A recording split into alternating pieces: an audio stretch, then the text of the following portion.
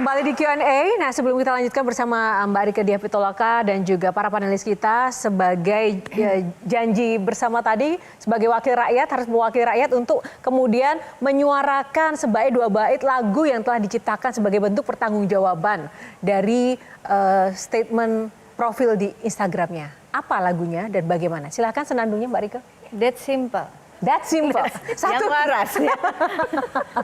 Sejak kapan yang namanya pencipta lagu wajib nyanyi? Kenapa sih nggak mau bagi-bagi lagunya? Jangan Mbak, nanti Kenapa? Raisa minder. Oh, Beneran. Oke, kalau gitu Bang Fani. Nah, Lanjut dulu. kira-kira sekarang nih, ini udah jadi anggota dewan berapa periode? 4 ya? Lebih menjanjikan mana nih? Jadi anggota dewan apa jadi komedian? Dua-duanya sih oke. Nggak boleh kalau suruh milih satu. Iya, betul boleh. Milih salah satu, Enggak. boleh Iya, dari kalau dua. milih kan harus Enggak, salah saya satu, nggak kan? pernah bedain soalnya politik dan seni itu sesuatu yang buat saya harus menyatu. Karena politik itu adalah kerja untuk orang banyak gitu. Dan seni itu juga sebetulnya adalah pekerjaan yang tidak boleh individualis. Di dalam seni itu harus ada empati. Makanya kemudian bisa memerankan ketika saya memerankan tokoh Oneng misalnya, kalau tidak ada empati terhadap orang yang hidup dalam kehidupan sosial seperti itu, nggak mungkin jadi kelihatan benar-benar Oon. Ya kan Cup, puas. Bisa dipahami ya? Bisa dipahami. Paham. Nah, bicara Jadi harus, politik itu oke. juga Mbak harus punya empati. bicara soal empati, beberapa waktu terakhir juga Mbak Rieke juga memiliki empati terhadap sebuah kasus yang menyeret seniman, public figure Aureli dengan child groomingnya. Kenapa Mbak Rieke fokus dengan case itu dan apa sih yang sebenarnya ingin disampaikan kepada Aureli? Child grooming adalah salah satu model kekerasan seksual begitu, karena ujungnya biasanya dieksploitasi secara ekonomi maupun secara seksual begitu. Nah, pertanyaannya, kenapa kemudian kita merespon kasus child grooming yang dialami oleh Aureli? Karena menurut saya ini momentum untuk semua orang berani bersuara. Karena kadang seringkali bahkan tidak berani bersuara, apalagi ketika berhadapan dengan pelaku yang memiliki status sosial lebih tinggi, orang kaya, pejabat, dan seterusnya begitu. Nah, adanya Aureli ini menurut saya itu harus membuka sesuatu yang penting juga. Saya lalu kemudian komunikasi dengan Aureli, dengan orang tuanya begitu. Apakah ini akan lanjut, mereka berani untuk lanjut ini, untuk membuka bahwa kita berjuang bahwa pelaku itu harus mendapatkan sanksi hukum. Sehingga saya tidak ingin kasus ini hanya menjadi viral begitu, makanya saya juga menghindar untuk diwawancara. Kecuali ini baru saya nggak pernah nerima. Wow, Baru ini saya mau ngomong, iya karena menurut saya itu tidak etis menggunakan kasus seperti itu hanya untuk pansos begitu ya. Oke. Tetapi ketika saya bukannya nggak ngobrol dulu. Ketika mau pansos ini pansos untuk supaya ada sistem yang lebih baik, supaya ada perlindungan lebih baik kepada korban. Kenapa kemudian saya angkat di rapat hari itu? Rapat itu adalah rapat juga untuk revisi Undang-Undang Perlindungan Saksi dan Korban begitu. Di mana pada saat bersamaan Aureli yang sebetulnya menulis buku dengan nama inisial bukan nama asli begitu. Kemudian ada indikasi orang yang mengancam, bahkan ada teman kita Esti gitu ya. Saya juga WA-an sama Esti. Malah ketika memberikan support kepada korban malah diintimidasi juga. Nah, model-model intimidasi ini kalau publik tidak berani ngomong itu akan terus terjadi. Nah, sebelum kita lanjutkan ada sebuah video yang kami minta kepada Aureli juga untuk menanggapi apa yang memang sudah menjadi suara Mbak Rieke ketika waktu di rapat di DPR. Kita dengarkan dulu. Hai, ini Aureli Murmans. Thank you untuk Q&A di Metro TV. Dan halo juga buat Ibu Rieke Diah Pitaloka di studio. Jujur selama ini aku rasa banyak banget korban child grooming yang tidak dapat keadilan seperti aku. Bukan karena kita diam, tapi karena sistemnya belum siap untuk mendengarkan. Banyak yang sudah speak up tapi tidak dipercaya, banyak yang sudah meminta tolong tapi dibilang kurang banyak bukti. Jadi begitu isu ini diangkat sama DPR, aku sangat senang karena akhirnya negara Indonesia menganggap isu ini tuh penting dan serius. Ini tuh demi masa depan anak-anak Indonesia soalnya. Kalau boleh berharap, aku ingin hukum Indonesia lebih peka. Karena biasanya kalau korban child grooming sudah speak up, itu artinya dia sudah melewati banyak hal. Karena kalau child grooming itu kan kita nggak langsung berasa dimanipulasi dari awal. Dan kita butuh waktu yang cukup lama untuk sadar apa yang terjadi sama kita. Jadi begitu udah speak up, yang diharapkan bukan kecurigaan tapi kepercayaan dan perlindungan. Untuk Bu Rike, terima kasih banyak sudah membawa isu ini dan mendengarkan. Ini tuh sangat berarti untuk para korban child grooming karena akhirnya ada yang berdiri dan kasih tahu ini bukan salahmu. Harapan aku semoga ini nggak hanya berhenti di pembahasan aja tapi menjadi langkah yang nyata supaya anak-anak tidak harus bertumbuh dengan luka yang sama. Tanggapannya dulu, Mbak Rika. Ya, aku berharap bahwa apa yang kita lakukan itu bisa membuat sistem lebih baik. Tidak ada korban lain, anak-anak lain. Saya menangani beberapa kasus begitu dan itu tidak bisa diceritakan secara detail. Tapi menjadi korban kekerasan seksual itu adalah luka yang tidak akan pernah selesai. Sampai kita tua, luka itu akan tetap ada. Yang dilakukan korban hanya bisa berdamai bahwa itu bagian dari sejarah hidupnya dengan traumatik yang bisa kapan saja muncul menjadi trigger ketika ada masalah begitu.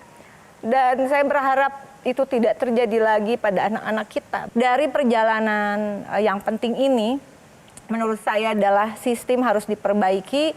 Kita akan merevisi Undang-Undang HAM yang sudah kadaluarsa sebetulnya, yang memperlihatkan bagaimana hak asasi manusia itu bukan sesuatu yang hanya sekedar represivitas aparat begitu, tetapi juga tadi bagaimana hak warga negara itu adalah 5 bidang kesejahteraan rakyat begitu, termasuk di dalamnya tadi ada perlindungan sosial, hukum dan HAM begitu, dan kemudian juga ada segera harus direvisi tadi undang-undang tentang perlindungan saksi dan korban yang saya sedang berjuang ada secara eksplisit di dalamnya betul-betul mengatur tentang bagaimana pencegahan dan kemudian perlindungan pendampingan terhadap korban dan korban kekerasan seksual dan child grooming yang tidak bisa disamakan dengan kasus-kasus pidana lainnya begitu. Oke, Mbak Inaya sebagai Mau perempuan. nanya dong, Terike tadi kan melakukan pembelaan terhadap apapun itu ya isunya gitu ya. Ada child grooming, ada segala macam gitu. Itu karena tadi kalau kata Terike itu berkaitan erat dengan Terike jadi seniman ya kan gitu. Jadi apa namanya aktor gitu ya. Sehingga kemudian itu empati itu keluar gitu. Jadi apa namanya terasa di situ. Nah tapi pertanyaan saya banyak tuh teman-temannya Terike yang tahun lalu kita semua dengar gimana mereka yang basisnya juga artis gitu ya, atau basisnya itu kemudian seni gitu, tapi menunjukkan ketidakempatian kepada publik gitu. Saya tidak dalam kapasitas mengomentari orang lain sesama dewan, tapi yang ingin saya sampaikan adalah balik lagi waktu itu saya masuk partai politik pertama kali bersama Gus Dur, lalu kemudian media juga bertanya, ini jangan-jangan hanya ingin menjadi vote getters tanpa tahu mau ngapain gitu ya. Lalu Gus Dur menjawab, politik itu tidak boleh diskriminatif. Politik itu memberikan hak yang sama kepada setiap orang untuk mencalonkan dan untuk dipilih begitu. Dan anggota DPR itu yang latar belakangnya dari dunia entertain mungkin nggak nyampe 20 gitu, dari 500 berapa orang begitu. Jadi, tapi karena kita adalah public figure begitu, kita rentan untuk disorot. Pertanyaan yang sama sebetulnya bisa diajukan banyak juga yang latar belakangnya pengusaha gitu, yang latar belakangnya pengacara dan profesi-profesi lain. Tetapi ketika masuk ke DPR, kalau saya tidak akan mengatakan orang lain. Kalau saya secara pribadi, saya merasa ini adalah satu ruang yang sangat berharga dan umur itu singkat. Dan menjadi DPR RI itu dari anggaplah datanya benar ya, 200 70 juta orang itu adalah satu keterpilihan yang harus disertai keterpanggilan menurut saya. Terpanggil, ada empati di situ, karena kalau enggak 5 tahun itu waktu yang singkat sebetulnya untuk bisa undang-undang itu ada yang misalnya undang-undang BPJS saya 3 tahun, revisi undang-undang perlindungan pekerja migran Indonesia bahkan mau 3 periode itu baru bisa sampai selesai. Kemudian penghapusan kekerasan seksual sama 3 periode. Undang-undang perlindungan pekerja rumah tangga sampai sekarang nggak kelar-kelar. Undang-undang masyarakat adat dari pertama saya masuk saya mengusulkan sampai sekarang nggak beres-beres begitu. Dan saya selalu mengatakan pada diri saya sendiri bahwa umur itu singkat dan mumpung masih ada jabatan, mumpung masih ada umur. Kalau ada umur nggak ada jabatan, kita tidak bisa membuat keputusan. Dan keputusan yang diambil oleh DPR RI itu adalah keputusan yang menyangkut seluruh Republik Indonesia, tumpah darah Indonesia. Buat saya itu berharga gitu. Saya tidak ingin menghilangkan momen berharga ini. Tapi di sisa umur ini, Inai, aku mencoba untuk setiap orang ada sisi positifnya. Mudah-mudahan sisi positif itu bisa kita satukan. Jadi energi yang positif untuk tidak jangan konflik yang tidak substansial. Kalau kita memang kan artis ya, tapi termasuk politisi yang berlatar belakang artis yang berisi, yang saya akui panutan andalan kebanggaan kita lah. Tepuk tangan dulu. Karena banyak juga artis atau dari latar belakang apapun itu memang kemarin ngeledekin gua. Nah ini sebenar. Saya merasa ada artis tapi banyak yang jadi DPR itu gagal. Bagaimana tanggapannya ketika dibilang anggota dewan yang berisik? Kayak tuh kadang-kadang split personality jadi oneng, Mbak. Jadi kalau ada orang yang ini, saya langsung pasang switch, gue jadi oneng. Jadi kalau ada orang ngomel atau apa, ngomong apa sih? Gitu nggak ngerti gue. Tapi mau tanya deh, Bang Fani, aslinya seorang Rieke Diah Pitaloka emang dari dulu juga berisik gitu loh. Aslinya tuh emang serius gini, aku suka pendiam, bercanda atau gimana sih? Aku pendiam. Enggak, memang dulu ya dari dulu memang berisik. Jadi kalau Kayak gini, bener. Iya, kalau ada apa-apa, cup sini deh. Terus komedianya tuh dari mananya ya? Hah? Komedianya tuh dari mana ya? Nah itu dia tuh. Gak ngerti dari mana tiba-tiba jadi kayak begitu. Nggak kok Mbak Inai. Tapi memang dia kalau dalam hal itu pekerjaan sebagai artis komedian itu sangat-sangat profesional Kita banget. kan baca Split naskah. personality ya. Kalau Mbak Inai ya? Ya kan? Enggak, maksudnya emang begitu. Kalau di tongkrong, ya emang gitu lucu gitu ya. Karena memang lucu ya? Tapi ya menurut saya setuju sama Bang Pai gitu.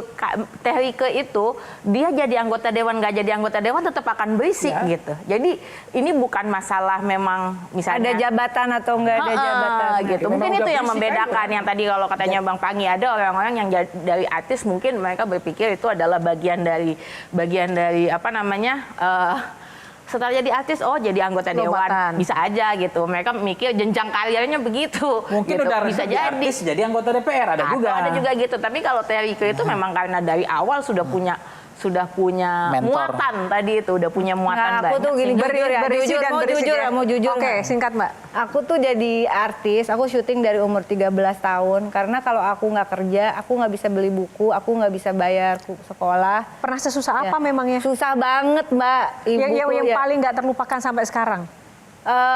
Ayahku itu pengacara yang sangat idealis. Dia lebih nanganin kasus-kasus pro bono, konflik lahan kayak gitu.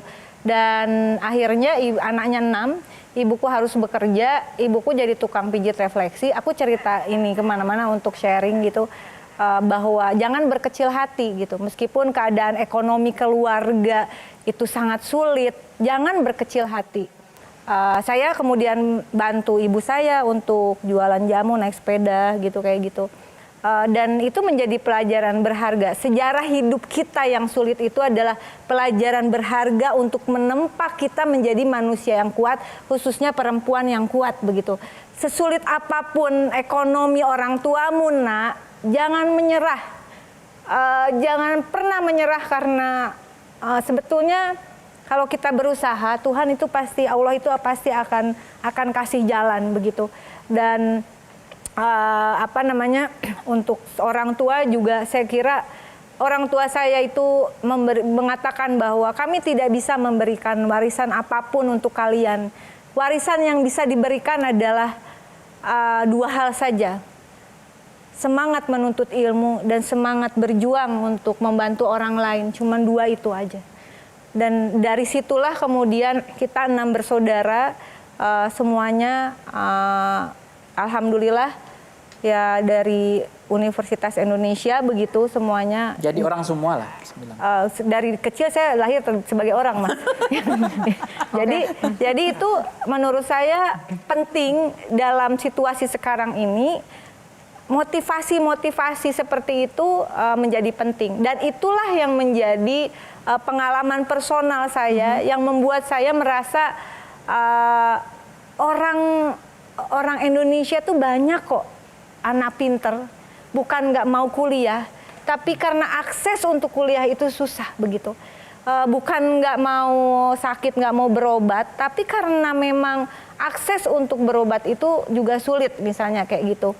Dan hari-hari ini tentu menjadi sesuatu yang sangat penting di tengah bencana segala macam.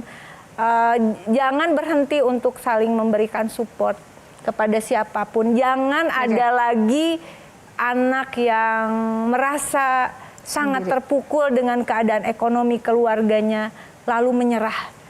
Jangan pernah ada lagi anak Indonesia yang menyerah. Kita berjuang dan itu menjadi tamparan bagi saya.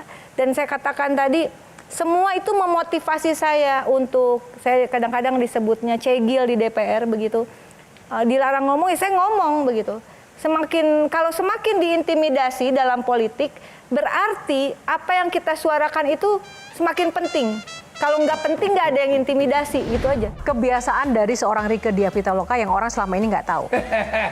Ayo, satu. Apaan? Lu jangan percaya, Mbak. Enggak. Jangan. Mbak Rieke diam dulu. Emaknya aja nggak percaya sama dia.